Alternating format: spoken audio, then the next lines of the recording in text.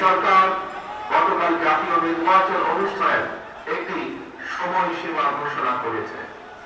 জনগণের অভিপ্রায় বাস্তবায়নের তাগিদে জুলাই সনদ ঘোষণা করা হয়েছে।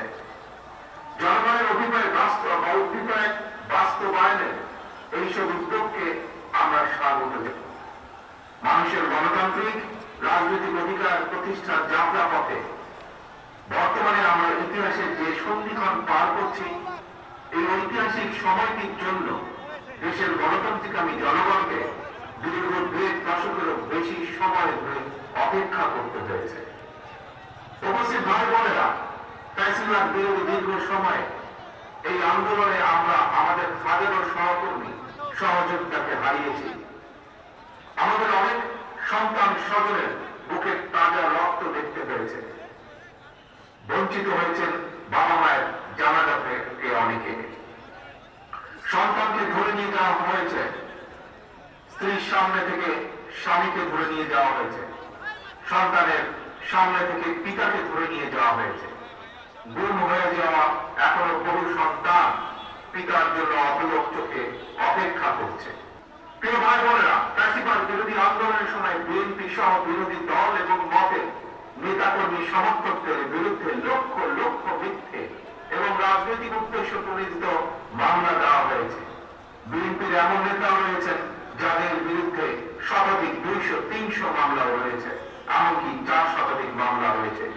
গুম অপহরণের শিকার হয়েছেন বিএনপি সহ বিরোধী দলের শত শত রাজনৈতিক নেতা কর্মী। শুধুমাত্র 2024-এর গণ অভ্যুত্থানে 1,500-এরও বেশি মানুষকে হত্যা করা হয়েছে। খুনিদের বন্দুকের নল থেকে মায়ের কোলে থাকা 4 বছরের শিশুও রেহাই পায়নি। ক্ষমতালোভী ফ্যাসিস্টের কারণে আমাদের অনেক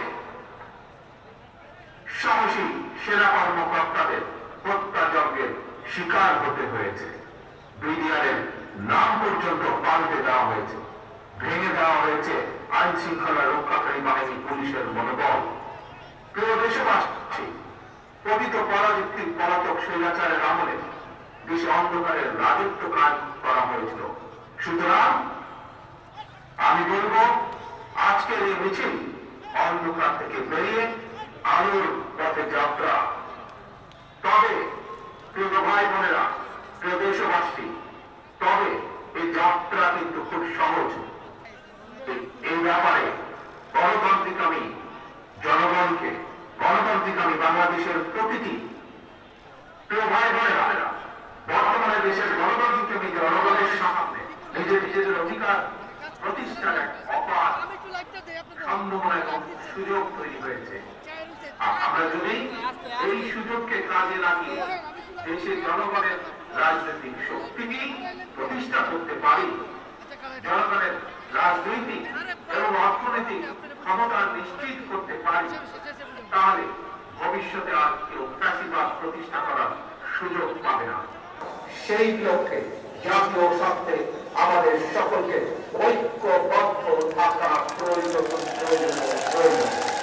আমি বিশ্বাস, জাতীয় স্বার্থে আমাদের সকলকে ঐক্যবদ্ধ থাকা প্রয়োজন। কারণ আমি বিশ্বাস করি, ধর্ম দর্শন আমাদের সবার। স্বাধীনতার প্রিয় গণতান্ত্রিক প্রিয় ভাই ও বোনেরা, জনগণের রায় রাষ্ট্র পরিচালনার দায়িত্ব পেলে বিএনপি কি ধরনের রাষ্ট্র, সরকার এবং রাজনীতি করে একই সঙ্গে অন্তর্বর্তীকালীন সরকার সহ সরকার সকল গণতান্ত্রিক রাজ করেছে।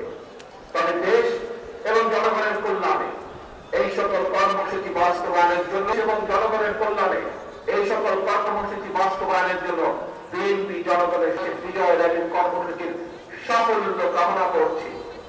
আল্লাহ হাফেজ। ঢাকা মহানগর দক্ষিণ, তার আগে থাকবেন ঢাকা মহানগর উত্তর। সবাইকে সুশৃঙ্খলভাবে র্যালিতে অংশগ্রহণ করার আহ্বান জানাচ্ছি। সকল প্রতিটি নাগরিকের দৃষ্টি আকর্ষণ করে বলতে চাই, আপনার নিজের অধিকার প্রতিষ্ঠা করার জন্য, আপনার পরিবারের নিরাপত্তা নিশ্চিত করার জন্য, বর্তমান এবং ভবিষ্যৎ প্রজন্মের সামনে একটি নিরাপদ বাংলাদেশ প্রতিষ্ঠার জন্য একজন নাগরিক হিসাবে আপনার সিদ্ধান্ত নেবার সময় এসেছে। প্রিয় ভাই বোনেরা,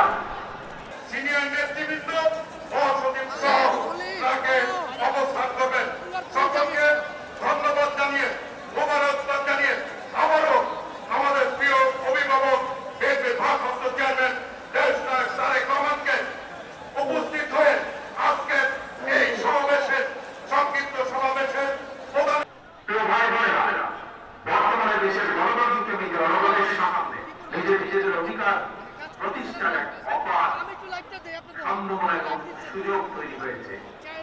আমরা যদি এই সুযোগকে কাজে লাগিয়ে দেশের জনগণের রাজনৈতিক শক্তিকে প্রতিষ্ঠা করতে পারি, জনগণের রাজনৈতিক এবং অর্থনৈতিক ক্ষমতা নিশ্চিত করতে পারি, তাহলে ভবিষ্যতে আর কেউ ফ্যাসিবাদ প্রতিষ্ঠা করার সুযোগ পাবে না।